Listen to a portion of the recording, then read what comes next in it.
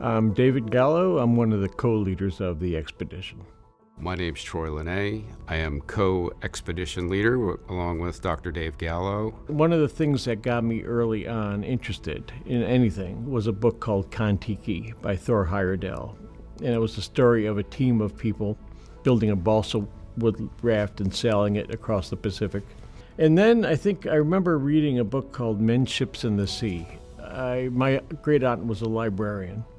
And when I was 5, 6, 7, to keep me busy, she would plunk a book in front of me, usually a big book with pictures in it.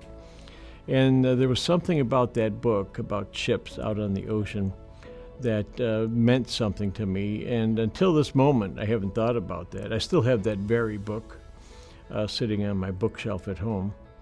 And so when I went to Woods Hole, or got involved in oceanography, ships already played a role because there was something about it that attracted me to the world of oceanography. I grew up in central New York and not the best student, but somehow made my way to a PhD. And in the course of doing that, came in contact with Dr. Robert Ballard. And right after he found Titanic, he called me. I had just finished my PhD and asked if I would join him at Woods Hole, which I did. I was at Woods Hole for 30 years, recently toward the end, director of special projects. And every single day was something new at Woods Hole. I really enjoyed working with Bob and certainly getting to know Titanic.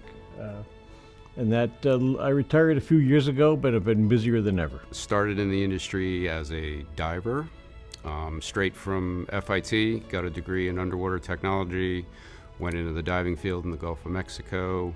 Diving industry sort of went south, and I got into ROVs and search and salvage. Been doing a lot of work for oil and gas and renewable energies and many shipwrecks along the way. So I was fortunate enough to be on the 1998 expedition, and we did a full photo mosaic in the 90s, and quite proud of that work. That's kind of what got me introduced to the Titanic side of it.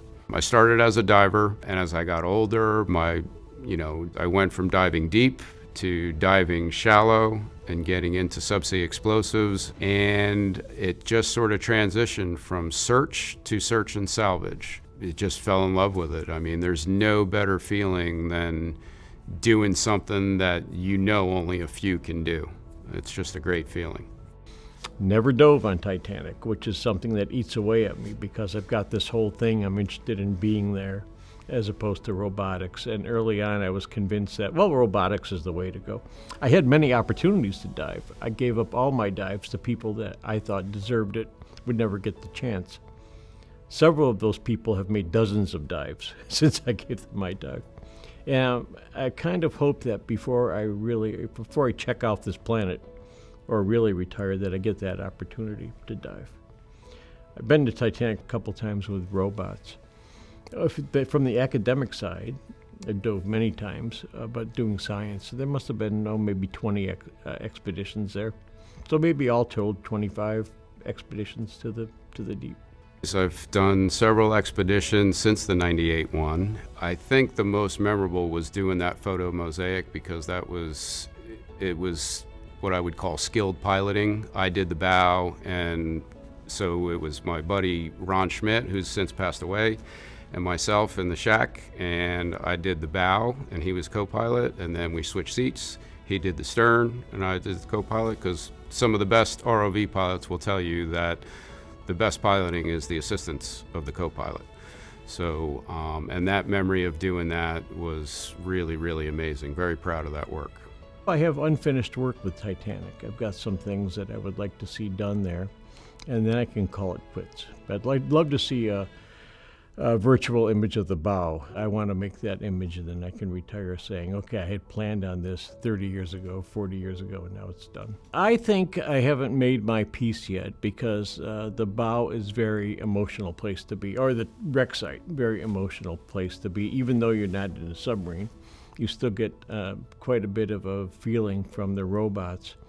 And I just haven't, in my mind, experienced it enough. So I haven't had that opportunity yet, so I'm looking forward to that. For this expedition, I'm really looking forward to the full photo mosaic. Typically, when you get to a target subsea, you map out the whole field, And that's been done several times in piece parts, but we hope to do it this time in its entirety, because you don't really know what you have until you have it all laid out in front of you, and you can go back to those images and review and plan.